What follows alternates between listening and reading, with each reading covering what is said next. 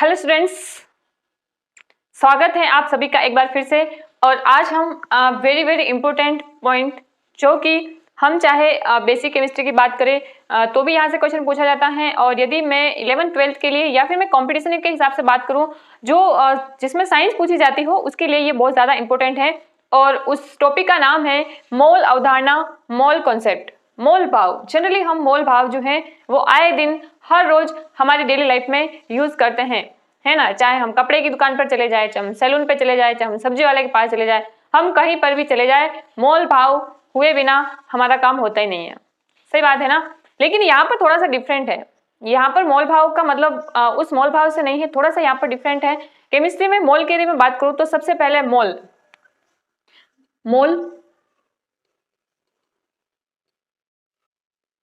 और generally question पूछा जाता है कि किसी पदार्थ के इतने ग्राम में कितने मोल होते हैं, या फिर इतने मोल में कितने अणु होते हैं, या इतने अणु में कितने परमाणु होते हैं।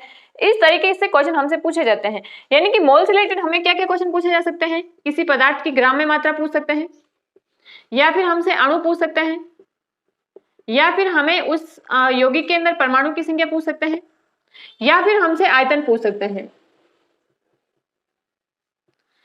तो आपको इस वीडियो के माध्यम से ये पता चलेगा कि इनमें से कोई एक चीज यदि हमारे हाथ में आ गई ना, तो सारी चीजों को हम खोज निकालेंगे, है ना। जैसे वैज्ञानिक रहस्य खोजते हैं ना, कि यदि हमें एक बार ये पता चल गया तो फिर हम ये पता लगा सकते हैं। जैसे कि चंद्रमा पर जीवन की उपस्थिति, जल की उपस्थिति का पता चलना, मीथेन की उपस्थिति का पता चलना, है ना। तो ये सारे उसी से जुड़े हुए तथ्य से हम यहाँ पर ये समझेंगे कि यदि मोल, ग्राम में मात्रा, अणु, परमाणु, आयतन, ये सब इनमें से यदि हमें कोई एक भी पता है तो हम दूसरी सारी चीजें कैलकुलेट फाइंड आउट कर सकते हैं। ठीक है। तो पहला है मोल। अब जनरली क्या होगा, आपको या तो डायरेक्टली जो है वो किसी क्वेश्चन में मोल दिए हुए होंगे और आपसे पूछेंगे ग्राम में मात्रा, अणु, परमाणु या फिर आयतन। ठीक है। तो सबसे पहले हम एक पॉइंट की बात करते हैं। सबसे पहले हम बात करते हैं कि भाई मोल, और मोल से हम लोग जो है वो अणु की संख्या कैसे निकाले। यदि आप ये मान लो कि आपको मोल दिए हुए हैं और आपको अणु की संख्या पूछी है, नंबर ऑफ मॉलिक्यूल्स आपसे पूछे हैं, तो बहुत ही आसान है। मैंने आपको पहले भी बताया था, अवोगाद्रो नंबर Na 6.022 इंटू 10⁻23। ठीक है।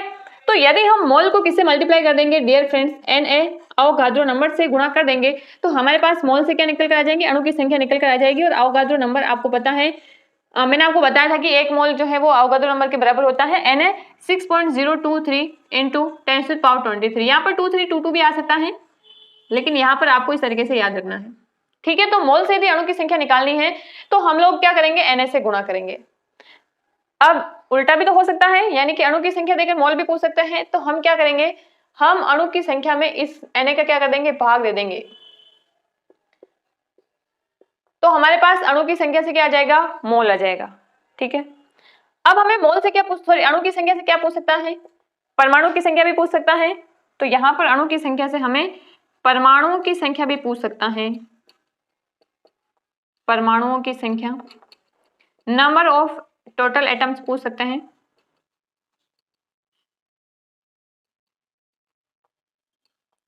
तो ये भी बहुत आसान है। जैसे हमने क्या किया, मोल से अणु निकालना था तो Na से गुणा किया था, वैसे ही यदि हमें अणुओं की संख्या से परमाणुओं की संख्या निकालनी है डियर फ्रेंड्स, तो हम गुणा करेंगे परमाणुकता से। किसे गुणा करेंगे, हम परमाणुकता से गुणा करेंगे। परमाणुकता, एटोमिसिटी। अब ये परमाणुकता क्या होती है ये भी मैं आपको बताऊंगी। मल्टीप्लाई किससे करेंगे, परमाणुकता से। और परमाणु की संख्या से यदि अणु की संख्या निकालनी है तो हम किससे भाग करेंगे, परमाणुकता से भाग करेंगे।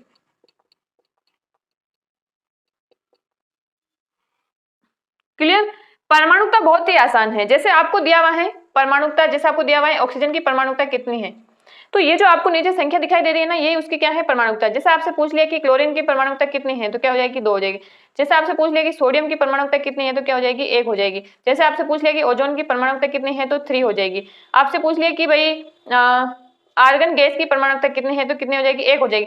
मतलब जिस एटम के आगे जितना नंबर दिया हुआ है वही उसकी क्या होती है, परमाणुकता होती है। जैसे आपसे पूछ लिया कि S8 की कितनी होती है, तो कितनी हो जाएगी, परमाणुकता 8 हो जाएगी। क्लियर। तो मोल से आपको डायरेक्टली ये भी पूछ सकते हैं क्योंकि Na आपको पहले से पता है। तो मोल से अणु की संख्या के लिए Na से गुणा करेंगे, अणुओं की संख्या से परमाणु की संख्या ज्ञात करने के लिए हम परमाणु से गुणा करेंगे, और यदि उल्टा जाना है तो हम जहां गुणा कर रहे हैं वहां पर भाग कर देंगे। परमाणु की संख्या से अणु के लिए परमाणु का भाग देंगे और अणु की संख्या से मोल निकालने के लिए हम Na का भाग देंगे। तो मोल, अणुओं की संख्या, परमाणु की संख्या वाला कंसेप्ट क्लियर हो चुका होगा। अब हम आगे की बात करते हैं, मतलब हमारे ये दो फंडे क्लियर हो चुके हैं, अणु और परमाणु, क्लियर। अब हम बात करते हैं आयतन, यानी कि मोल से हमें क्या ज्ञात करना है, आयतन ज्ञात करना है। तो भी बहुत आसान है, जैसे हम यहाँ पर गुणा करते चले थे वहां पर भी हम गुणा ही करेंगे, ठीक है। तो यहाँ पर हम गुणा करेंगे 22.4 लीटर से। एक मोल का मान जो है वो 22.4 लीटर के बराबर होता है, ठीक है। तो यहाँ पर मैं लिख देती हूँ 1 mole is equal to 22.4 litre. ये आपको डेटा याद रखना है, ठीक है। तो यहाँ पर मोल से यदि हमें, क्योंकि एक मोल का मान इतना है तो जितने मोल होंगे उसको हम मल्टीप्लाई कर देंगे तो हमारे पास टोटल क्या आ जाएगा, वॉल्यूम आ जाएगा। तो क्या हो जाएगा, वॉल्यूम आ जाएगा, आयतन आ जाएगा।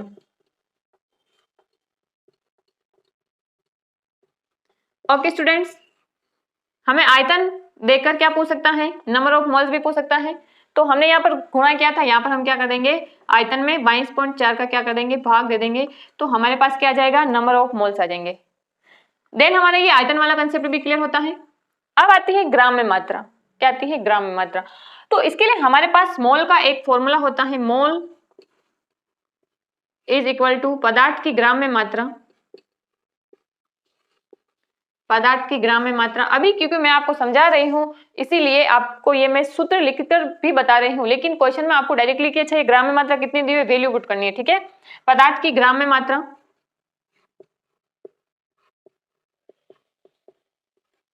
अपॉन अणुभार, मोलिकुलर वेट, यानी कि ग्राम में मात्रा अपॉन अणुभार, मोलिकुलर वेट,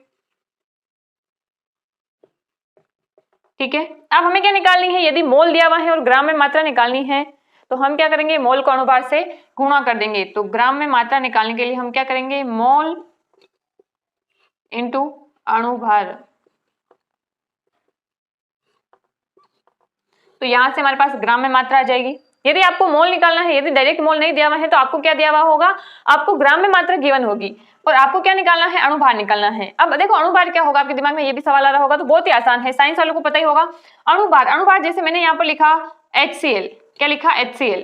तो आपको उस यौगिक में जो जो परमाणु है उसका आपको द्रव्यमान संख्या या फिर परमाणु भार रखना है। जैसे हाइड्रोजन का होता है 1 प्लस क्लोरीन का होता है 35.5, तो कितना हो जाएगा 36.5। तो आपको वैल्यू अणुभार, यदि HCl दिया हुआ इसकी ग्राम में मात्रा दी हुई तो 36.5 रखना है। जैसे आपको दिया हुआ है CO2, इस तरीके से भी दिया हुआ हो सकता है। तो देखो कार्बन कितना है, कार्बन का होता है 12 प्लस, अब यहाँ पर ऑक्सीजन का सिर्फ आपको 16 नहीं रखना है क्योंकि ऑक्सीजन यहाँ पर 2 है। तो क्या रखेंगे 2 इंटू 1 का 16 होता है, तो हमारा 12 प्लस 16 2 32, तो टोटल कितना हो जाएगा 44 हो जाएगा।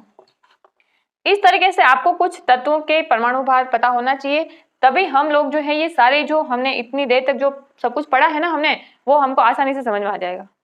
ठीक है स्टूडेंट्स, तो आई होप आपको बहुत अच्छे से क्लियर हो गया होगा। मैं वेरी शॉर्ट में यदि आपको समझाऊं तो ये मोल से हमें अणु की संख्या निकालने के लिए Na से गुणा करते हैं, अणु की संख्या से परमाणु की संख्या निकालने के लिए परमाणुकता से गुणा करते हैं, उल्टा जाने के लिए परमाणु की संख्या से अणु निकालने के लिए परमाणुकता का भाग लगाते हैं, अणु की संख्या से मोल निकालने के लिए Na का भाग लगाते हैं, मोल से यदि आयतन निकालना है तो 22.4 से गुणा करते हैं, इसका उल्टा यदि आयतन से मोल निकालना है तो हम 22.4 का भाग लगाते हैं, और यदि मोल नहीं दिया हुआ है तो हम पदार्थ के ग्राम में मात्रा अपॉन अणुभार करेंगे तो हमारे क्या आ जाएगा, मोल आ जाएगा।